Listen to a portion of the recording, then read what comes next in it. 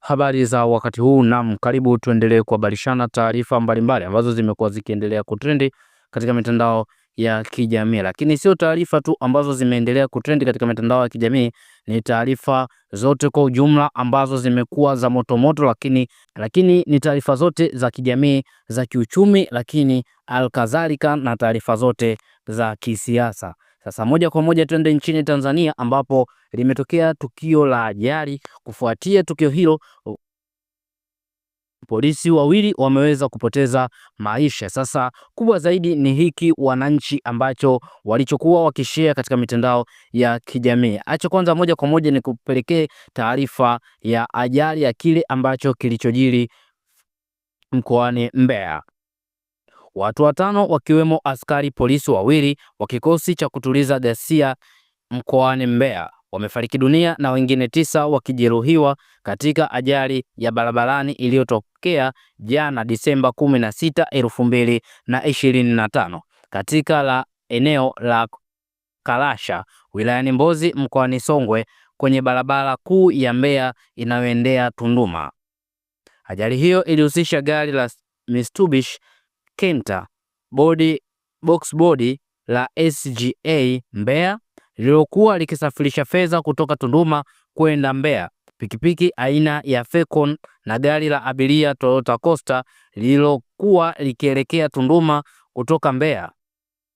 Askari waliopoteza maisha ni CPL Chirungu Misango John na PC Amina Jafari Hamisi. Waliofariki wengine ni dereva wa Coaster Adam Martin mwenye umri wa miaka 38, dereva wa pikipiki ambaye bado hajafahamika, na mwanaume aliyekadiriwa kuwa na umri wa miaka 25 mpaka 29. Majeruhi 9 pamoja na abiria wa Coaster, wanafunzi wawili, mlinzi wa SGA na dereva wa Kenta. Uchunguzi wa awali wa jeshi la polisi mkoani Songwe umeeleza kuwa chanzo cha ajali hiyo ni uzembe wa dereva wa Coaster aliyegonga pikipiki na kupoteza mwelekeo kusababisha kugonga uso kwa uso Kenta, huku mwendo kasi katika eneo hilo la makazi ukichangia. Hiki ndicho ambacho kilichojiri mara baada ya polisi hawa wawili, ni polisi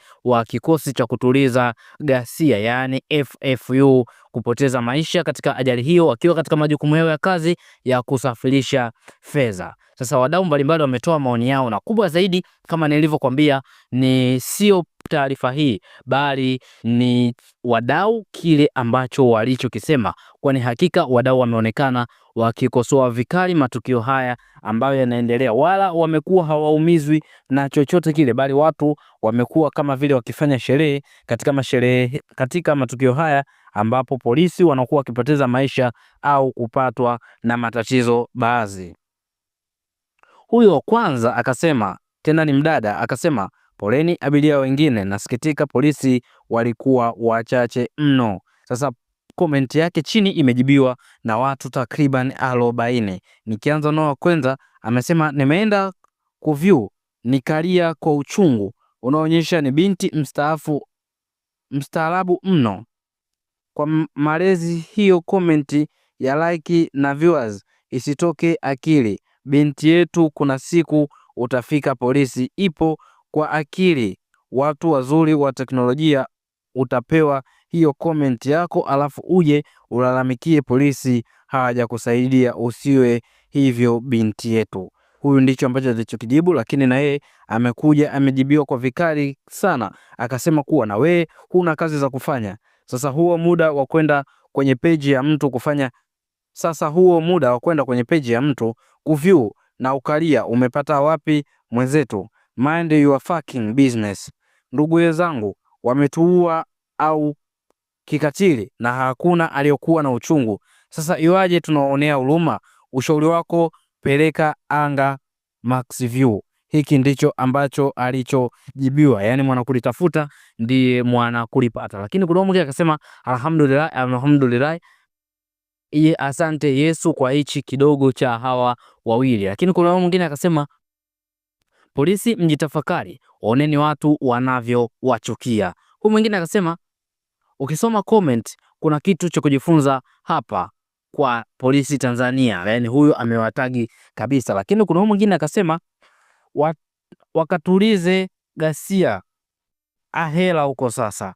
Huu mwingine akasema huu imeniumiza sana kuona polisi wafe wachache kiasi hicho. Lakini kuna mwingine akasema tumshukuru Mungu muumba wa yote. Lakini kuna mwingine akasema mchana mwema ndugu zangu, binafsi leo nitakunywa soda moja, kwani hakika wako wawili. Lakini kuna mwingine anasema comment zinazohusu polisi sasa. Huyu mwingine akasema Babilia wengine Mungu awarehemu, hawa mashetani acha waende wanapokwenda. Kwa haraka haraka ukimwangalia huyu polisi wa kike utagundua kuwa ni polisi mdogo mna, yani kwa miaka, kwa haraka haraka kwa kukadiria hata miaka 30 bado hajafikisha. Huyu mwingine akasema angalieni vizuri hawa askari wasije wakawa bado wanapumua jamani. Huyu mwingine akasema asante Mungu kidogo hiki. Yani huyu mwingine ambaye alosema angalieni vizuri hawa askari wasije wakawa bado wanapumua. Kwa hiyo ana maana kuwa huenda askari bado wanapumua, hivyo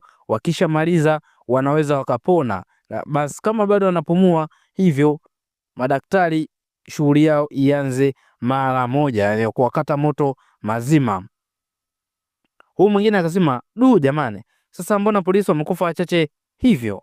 Huyu mwingine akasema dereva wa Costa, Mungu ailaze roho yake mahali pema peponi, umefanya kazi ya kitume sana. Kwa hawa wanamsifu dereva wa Costa kuwa amefanya kazi ya kitume kuangamiza hao polisi wawili. Hao polisi hawajafa vizuri, naomba mngewaacha kama sekunde 15 ili wananchi waje wawamalizie vizuri ipasavyo. Hiki ndicho ambacho kilichojiri kufuatia tukio hili ambalo lilotokea mkoani Mbeya, kwani mara baada ya polisi hawa wawili kupoteza maisha katika ajali, basi wadau mbalimbali katika mitandao ya kijamii wameonekana wakifurahishwa na kitendo hicho ambacho kilichotokea. Nini maoni yako? Ni mtazamo wako? Unaweza kutuandikia kupitia comment section, na wewe uweze kutoa mchango wako kufuatia matukio haya ambayo yanayoendelea.